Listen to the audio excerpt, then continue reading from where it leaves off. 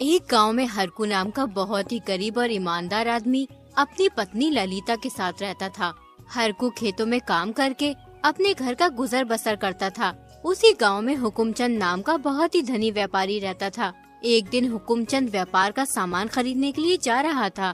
अचानक उसकी सोने के सिक्कों की थैली गायब हो गई।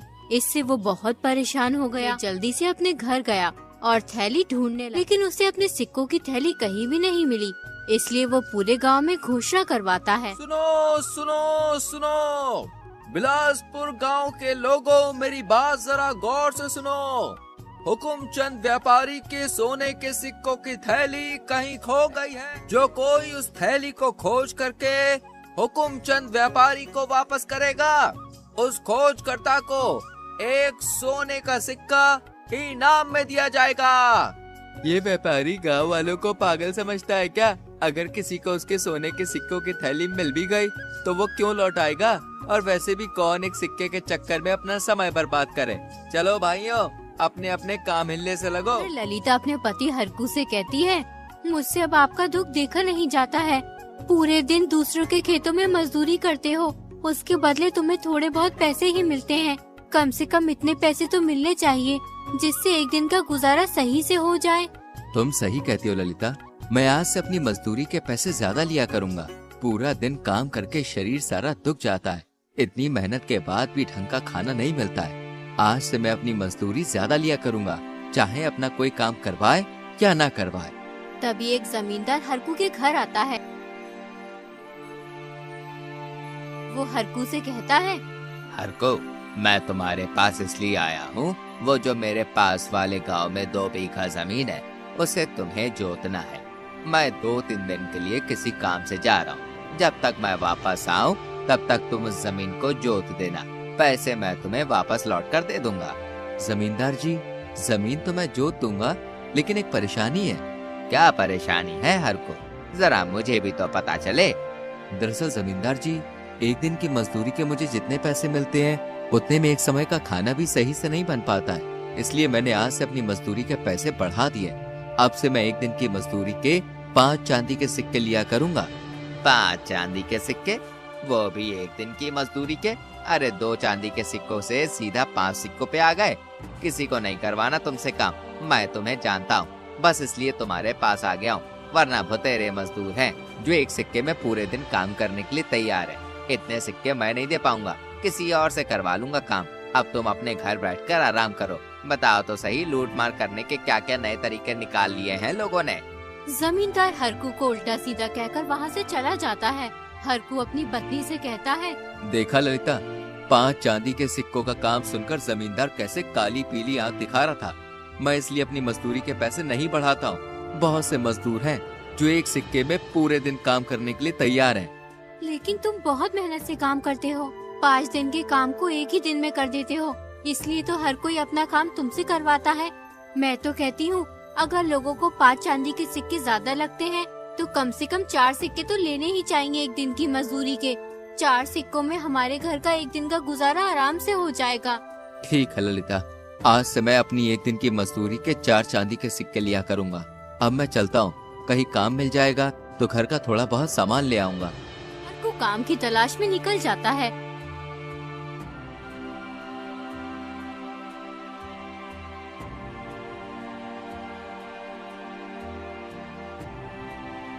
जब वो जंगल के रास्ते से गुजर रहा होता है तो उसकी नजर एक थैली पर पड़ती है।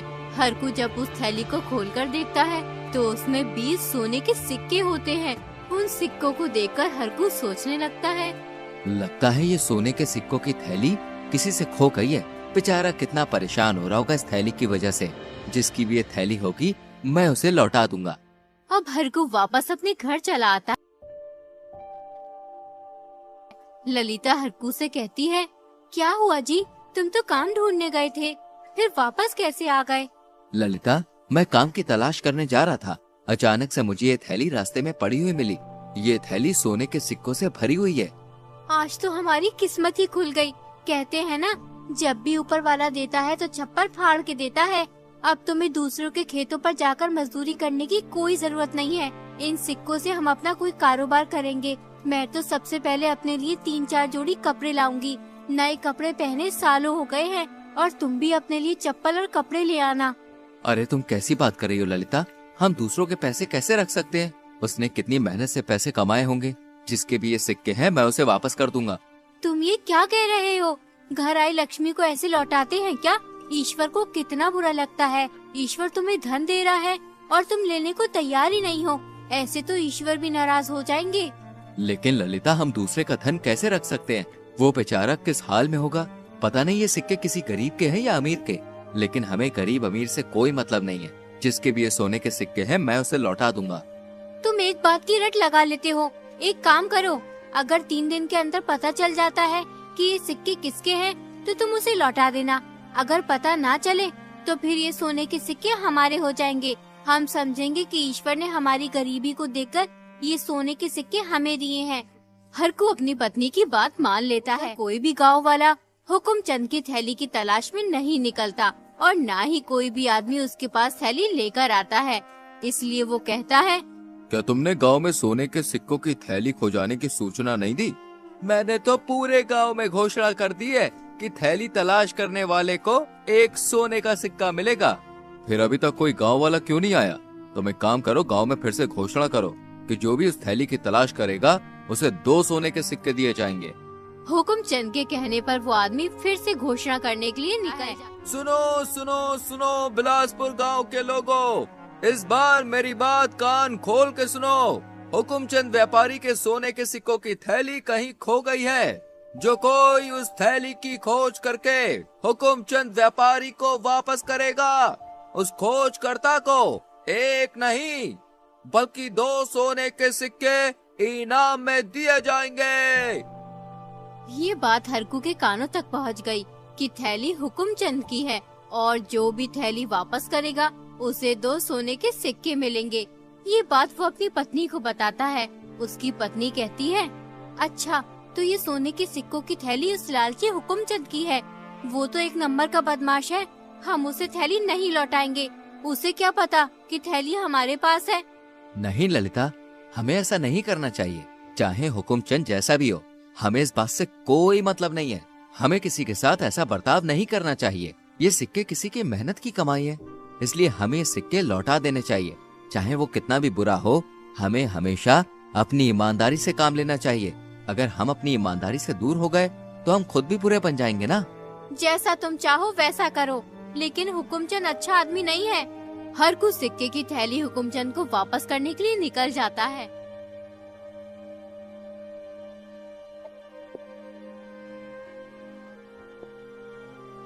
सेठ जी, मेरा नाम हरकू है। आपके सोने के सिक्कों की थैली मुझे मिली थी, मैं उसे लौटाने आया हूँ। तुम तो बहुत ही ईमानदार आदमी हो, लेकिन आज के जमाने में ईमानदारी रही नहीं। मैं तो मान चुका था कि मेरा धन अब मुझे कभी वापस नहीं मिलेगा, मगर तुम्हारे हाथ में जब मैंने अपने सोने के सिक्कों की थैली देखी तो मैं खुशी से झूम उठा। लेकिन हुकुमचंद की खुशी जल्दी दुख में बदल गई जब उसे इनाम देने का अपना वादा याद आया। उसने चुपके से थैली से 2 सोने के सिक्के निकालकर अपनी जेब में रख लिए। अच्छा, तो जैसा कि मैंने कहा था कि थैली ढूंढने वाले को 2 सोने के सिक्के दिए जाएंगे, इसलिए अब मैं तुम्हें इन सिक्कों में से 2 सिक्के इनाम में दूंगा। हुकुमचंद थैली से सिक्के निकालकर हरकू के सामने गिनने लगता है तो 2 सोने के सिक्के कम बैठते हैं। वो हरकू से कहता है, इस थैली में 20 सोने के सिक्के थे, फिर 2 सोने के सिक्के कैसे कम हो गए? इसका मतलब यह है कि तुम पहले से ही 2 सोने के सिक्के निकाल चुके हो अपने इनाम के। अरे मुझसे ही ले लेते, इतनी भी जल्दी क्या थी? लेकिन कोई बात नहीं, तुमने एक तरह से सही किया जो अपना इनाम पहले ही निकाल लिया। ये तुम क्या कह रहे हो सेठ जी? मैंने इस थैली में से कोई भी सिक्का नहीं निकाला और ना ही मैंने तुम्हारे सोने के सिक्के गिने। तुम मुझसे किसी भी चीज की कसम ले सकते हो। तुम्हारा मतलब है कि मैं झूठ बोल? इस थैली में 20 सोने के सिक्के नहीं थे? मैं तुम्हें झूठा दिखाई देता हूँ क्या? ठीक है, फिर इस बात का फैसला महाराज के पास होगा। हरकू ये सुनकर चौंक गया। वो सोचने लगा, ललिता बिल्कुल सही कह रही थी। हुकुमचंद तो बहुत ही बदमाश है, ये तो उल्टा मुझ पे ही चोरी का आरोप लगा रहा है। उसे बहुत दुख हुआ। इनाम के नुकसान से ज्यादा उसके स्वाभिमान को झटका लगा, क्योंकि हरकू एक बहुत ही ईमानदार आदमी था। हुकुमचंद हरकू को लेकर राजा के पास पहुंच जाता है और फिर राजा से कहता है, महाराज, मैं व्यापार का सामान लेने जा रहा था पता नहीं कैसे मेरी जेब से मेरे 20 सोने के सिक्कों से भरी थैली निकल गई। मैंने थैली वापस करने वाले को 2 सोने के सिक्के इनाम में देने का वादा किया था। मेरी वो 20 सोने के सिक्कों की थैली हरकू को मिल गई। ये मुझे लौटाने आया तो उसमें 2 सिक्के कम थे। इसका मतलब इसने पहले से ही अपने इनाम के 2 सिक्के थैली से निकाल लिए और ये कह रहा है कि मैंने सिक्के नहीं निकाले। फिर इस थैली से 2 सिक्के कहाँ गए? महाराज, मैंने थैली से एक भी सिक्का नहीं निकाला। जैसे ही मुझे थैली मिली मैंने उसे वापस कर दी। मुझे नहीं पता था कि उस थैली में कितने सिक्के थे। अगर मुझे थोड़ा भी लालच होता तो मैं सोने के सिक्कों की थैली लौटाता ही क्यों? महाराज, सोने के सिक्के निकालने की बात तो दूर रही, आज मेरी ईमानदारी और इज्जत दांव पर है।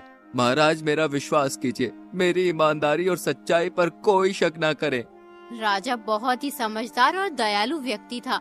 वो एक ही पल में समझ गया था कि हुकुमचंद झूठ बोल रहा है, लेकिन राजा के पास कोई सबूत नहीं था, इसलिए उसने हुकुमचंद से कुछ नहीं कहा।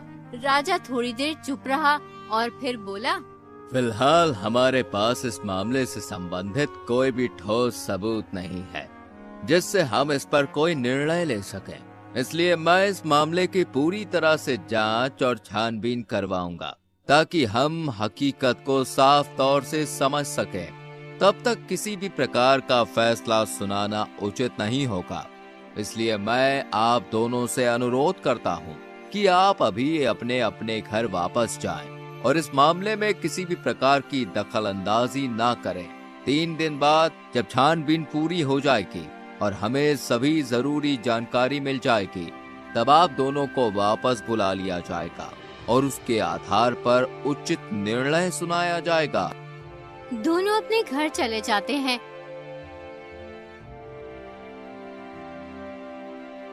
हरकू की पत्नी ललिता हरकू का यही होती है। जब हरकू घर आ जाता है तो ललिता उससे कहती है, क्या हुआ जी, तुम इतनी उदास क्यों हो? ललिता, तुम बिल्कुल सही कह रही थी। वो हुकुमचंद एक नंबर का बदमाश है। उसने मुझे इनाम देने के बजाय मुझ पर थैली से 2 सोने के सिक्के निकालने का इल्जाम लगा दिया और राजा के पास ले गया। आज मुझे बहुत दुख हुआ। क्या इस तरह से हमें अपने ईमानदार होने का खामियाजा भुगतना पड़ेगा? मैंने तो आपसे पहले ही कहा था उस मरदूत के सिक्के मत लौटाओ, लेकिन तुम रहे अपनी ईमानदारी के चक्कर में। देख लिया ईमानदारी का नतीजा। हुकुमचंद पूरे गांव में अफवाह फैला देता है कि हरकू ने लालच में आकर हुकुमचंद की थैली से 2 सोने के सिक्के निकाल लिए, लेकिन कोई भी इस अफवाह पर यकीन नहीं करता है। सभी को पता होता है कि हरकू बहुत ही ईमानदार आदमी है, वो कभी ऐसा नहीं कर सकता। जबकि पूरे गांव वालों को पता था कि हुकुमचंद बहुत ही धोखेबाज है। अभी 2 गांव वाले हरकू के घर आते हैं। वो हरकू से कहते हैं, तुम्हारे साथ जो हुआ उसे सुनकर बहुत दुख हुआ हरकू भाई। तुमने बहुत बड़ी गलती कर दी। तुम्हें उसके सिक्के लौटाने ही नहीं चाहिए थे। ये सही कह रहा है हरकू। मैंने उस हुकुमचंद के यहाँ 10 दिन काम किया था और जब पैसे देने का समय आया तो उसने मुझसे कहा कि तुमने काम ही क्या किया है जिसके मैं तुम्हें पैसे दूं। उसने मुझे एक भी पैसा नहीं दिया भाई। वो बात याद करके मुझे बड़ा गुस्सा आता है। मन करता है कि उस जालिम का सर फोड़ दूं जाके, लेकिन मैं मजबूर हूँ। गरीब की कौन सुनता है। आज के जमाने में जिसके पास पैसा है उसी की सब सुनते हैं। अब मैं क्या करूं? मेरे तो कुछ भी समझ में नहीं आ रहा। मैं महाराज को कैसे बताऊं कि हुकुमचंद झूठ बोल रहा है? अरे मैंने कोई सिक्के नहीं निकाले। तुम परेशान ना हो हरकू, महाराज बहुत ही दयालु है। वो किसी भी बेकसूर को सजा नहीं देते हैं। ईश्वर ने चाहा तो हुकुमचंद को उसके करे की सजा जरूर मिलेगी। यूं ही 3 दिन बीत जाते हैं। राजा दोनों को दरबार में बुलाते हैं और उनसे कहते हैं, हुकुमचंद, तुम मुझे एक बात बताओ। तुमने कहा था कि तुम्हारी 20 सोने के सिक्कों की थैली खो गई थी, तो फिर ये 18 सोने के सिक्कों वाली थैली तुम्हारी कैसे हो सकती है? तुम अपने घर वापस जाओ और अपनी 20 सोने के सिक्कों वाली थैली का इंतजार करो। अगर फिर भी वो थैली ना मिली तो उसे तलाश करवाओ। और हरकू, तुम्हें 18 सोने के सिक्कों वाली थैली मिली है, इसलिए जिसकी भी ये थैली है वो तुमसे लेने आएगा। तुम उस थैली के मालिक का इंतजार करो। अगर वो 1 महीने के अंदर अपनी थैली नहीं लेने आता है तो फिर ये सोने के सिक्कों की थैली तुम्हारी हो जाएगी। फिर तुम जैसे चाहे वैसे खर्च कर सकते हो या फिर इन सिक्कों से कोई कारोबार कर सकते हो। राजा का फैसला सुनकर हुकुमचंद गुस्से से आग बबूला हो गया और मन ही मन राजा को कोसने लगा। लेकिन गिरफ्तार होने के डर से उसकी कुछ कहने की हिम्मत ही नहीं हुई, इसलिए वो चुपचाप बगैर कुछ कहे अपने घर चला गया।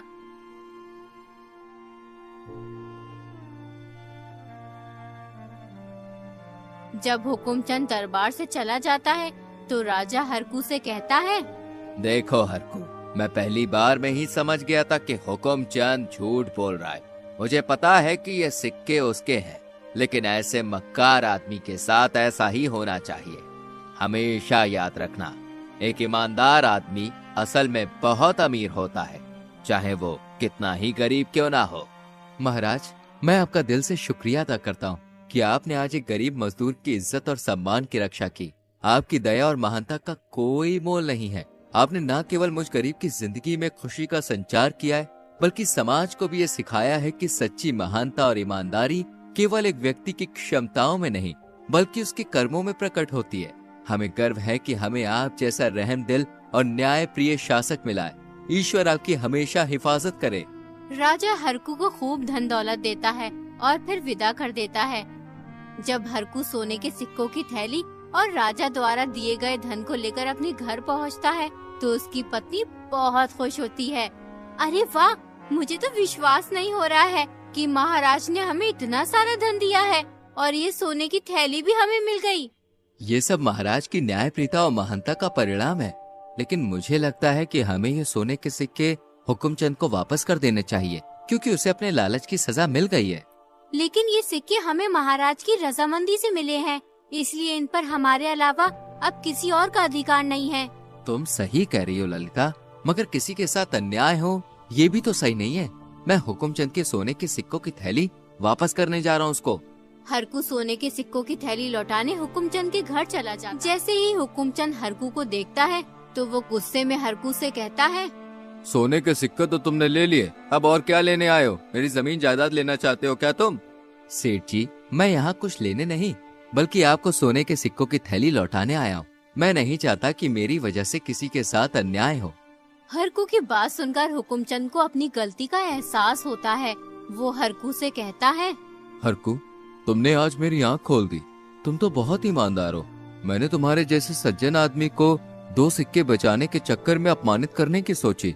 आज मैं जान चुका हूँ कि इंसान की सच्ची खुशी पैसे और धन में नहीं है, बल्कि ईमानदारी और मेहनत में होती है। तुम्हारी ईमानदारी ने आज तुम्हें जिता दिया है। हरकू भाई, हो सके तो मुझे माफ कर देना। वैसे मैं तुमसे माफी मांगने के लायक भी नहीं हूँ। अरे ऐसा मत कहिए सेठ जी, आपको अपनी गलती का एहसास हो गया, ये आपके लिए सबसे बड़ी माफी है। उसके बाद हुकुमचंद कसम खा लेता है कभी किसी के साथ धोखाधड़ी, बेईमानी और जुल्म नहीं करेगा। वो एक ईमानदार इंसान बन जाता है और हरकू को अपने यहाँ काम पर रख लेता है, जिससे हरकू भी खुशी से अपना जीवन बिताने लगता है।